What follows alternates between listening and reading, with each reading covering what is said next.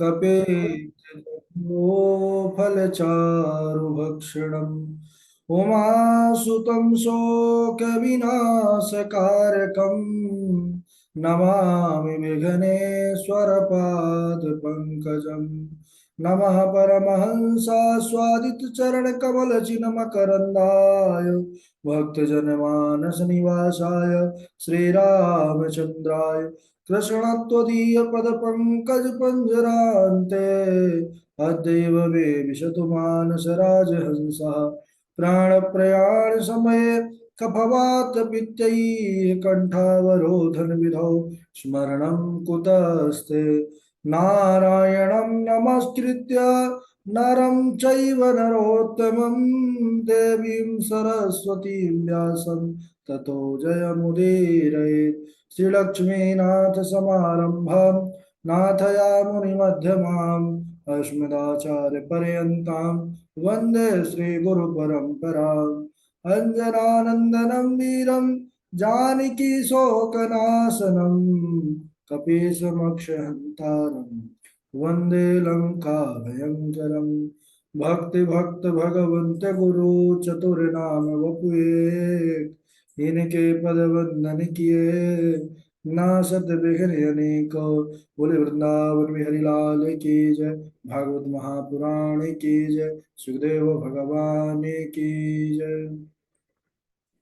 परम मंगलमय परात्पर अखिलेश्वर अचिंत कल्याण गुणगण निधान सर्वेश्वर सर्वाधिपति अकारण करुणा वरुणालय अकारण करुणा कारक सकल जन कल स्वापहारक परात्पर परब्रह्म सच्चिदानंद स्वरूप परमपिता परमात्मा श्री राधा गोविंद सरकार राधा रमण बाधा हरण श्री वाके बिहारी लाल उनका यह वांगमय शब्दमय विग्रह श्रीमद् भागवत महापुराण कोटि कोटि नमन कोटि कोटि प्रणाम। इस परम पावन पुराण ग्रंथ पारमहंसों के पावन संहिता को परमाराध्य नंद नंदन यशोदा नंदन वृजनंदन देवकी नंदन श्याम सुंदर श्री कृष्ण के पाद पद्मों पर कोट सा नमन नतमस्तक वंदन एवं अभिनंदन।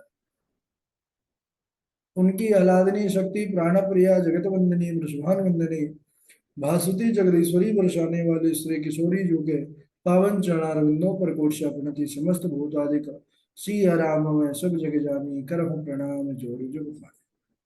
हम सबका यह परमो सौभाग्य की श्रीमद् भागवतम की तैयारी का पावन विचार शब्द संकल्प लेकर के हम और आप सब एक स्थान पर एक साथ जुड़कर इस भागवत सप्ताह कथा की तैयारी कर रहे हैं।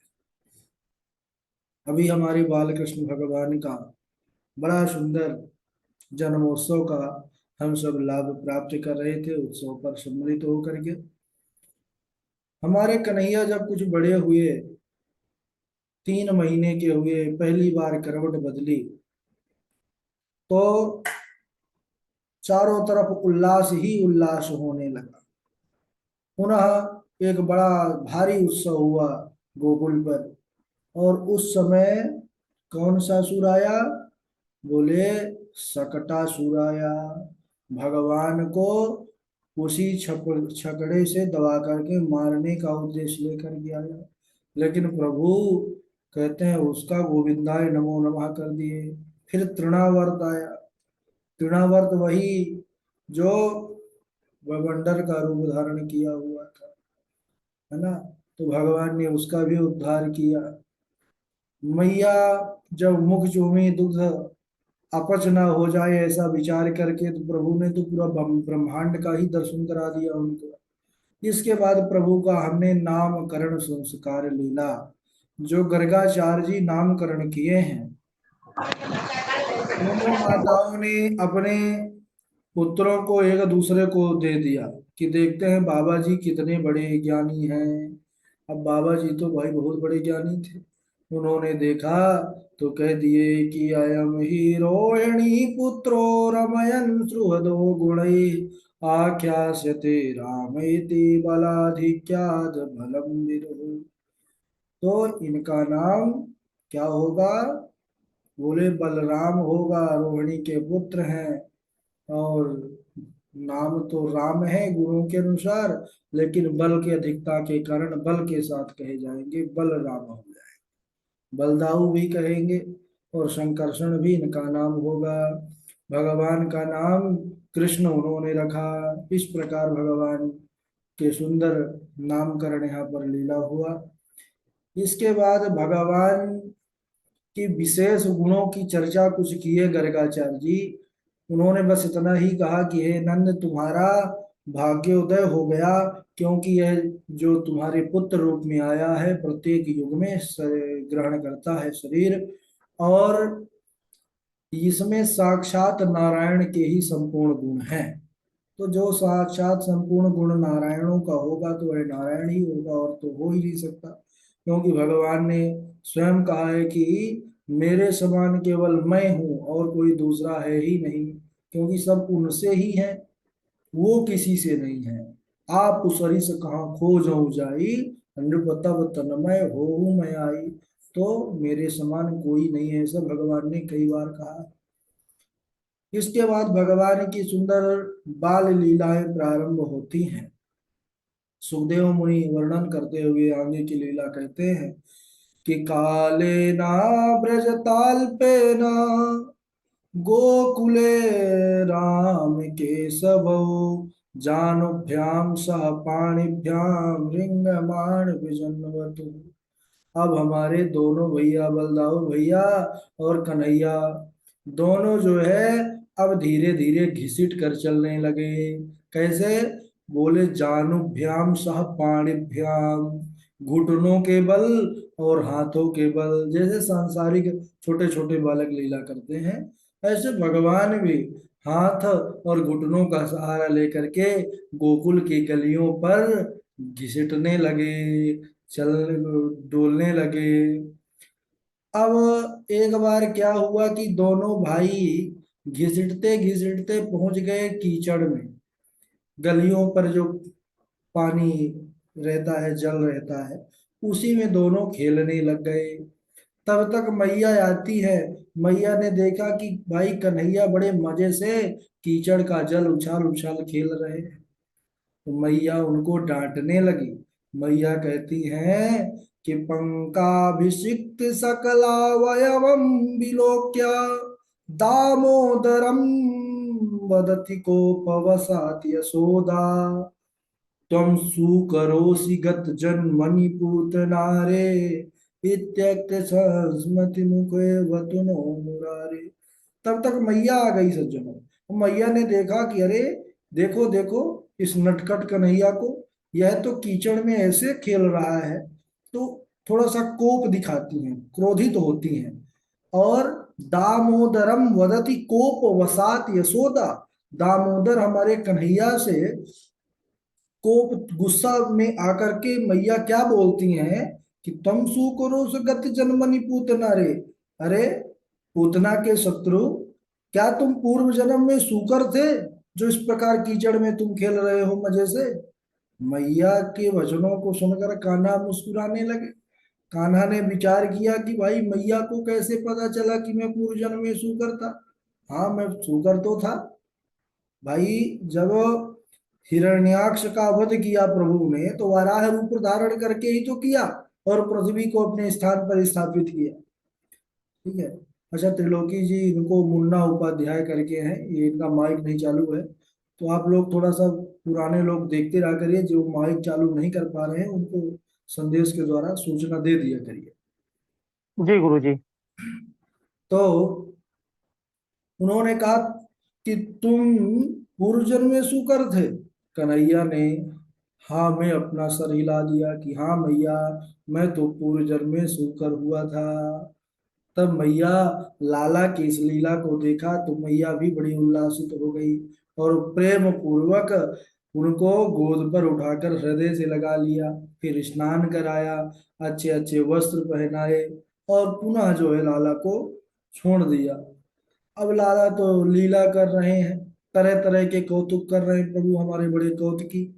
बलदाऊ भैया कुछ शांत हैं, क्योंकि रामावतार में भगवान शांत बने थे, शेषावतार लक्ष्मण जी बड़े तेज थे।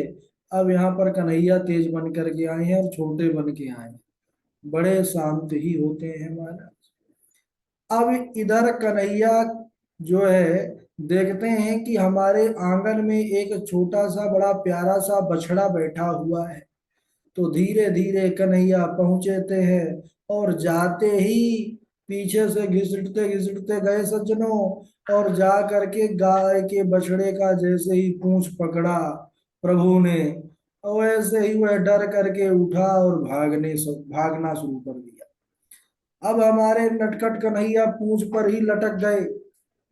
बछड़ा भाग रहा है, स्वयं पूंछ से लटके हैं और चिल्ला रहे हैं, हरी मैया बचाओ, हरी मैया इसको रोको, हरी मैया देखो ये भाग रहा है, मैं लटका भया हूँ। मैया यशोदा आती है, देखती है कि अरे बाहरे लाला, तेरी जो है तो लीला बड़ी विचित्र है, तू भी तो बड़ा नटखट है। और कहने लगी कि अरे लाला तू छोड़ दे। यानी मैया ने तो कहा कि लाला पूंछ को छोड़ दे। तो इधर कन्हैया विचार किए कि शायद यह बछड़ा ऐसे नहीं रुकता है, तो उसके लिए जो है कछनी छोड़ना पड़ेगा। जी धीरे से प्रभु ने कछनी अपनी छोड़ दिया।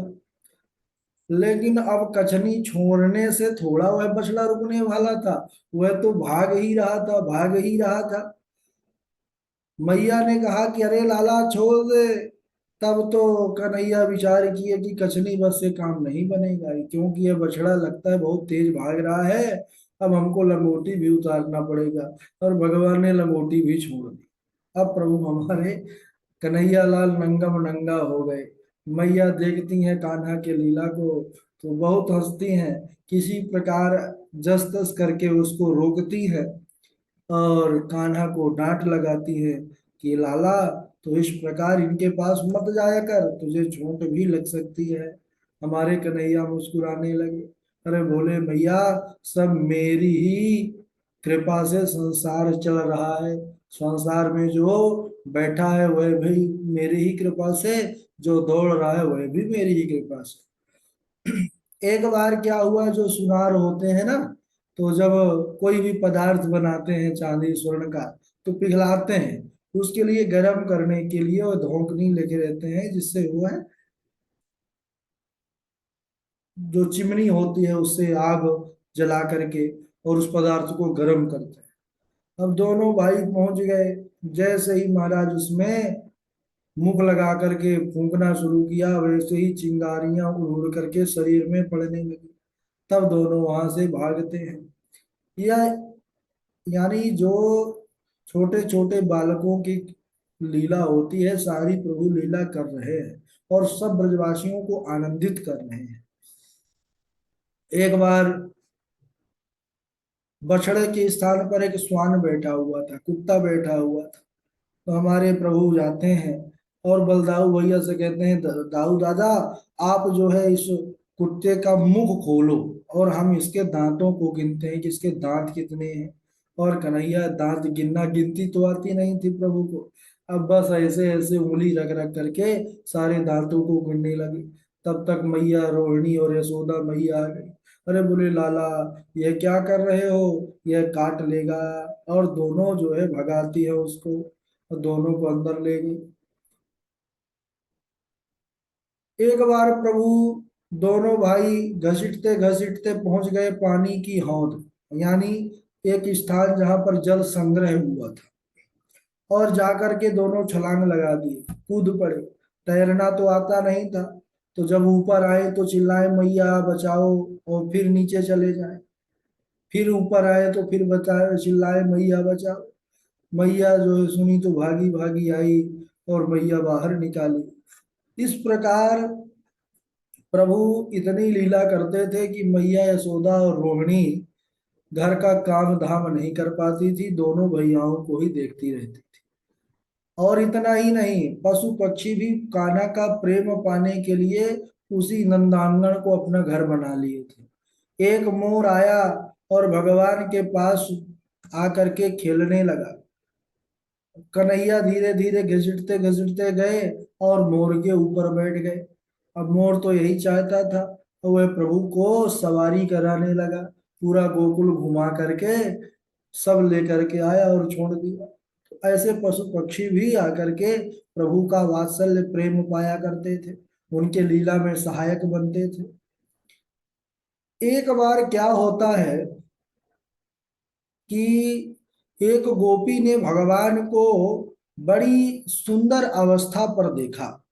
एक बार प्रभु के ऐसे स्वरूप को देखती है तो भागते भागते गई और जा करके अपने सखियों को एकत्रित करके कहने लगी कि आज मैंने एक बड़ा सुंदर दृश्य देखा है।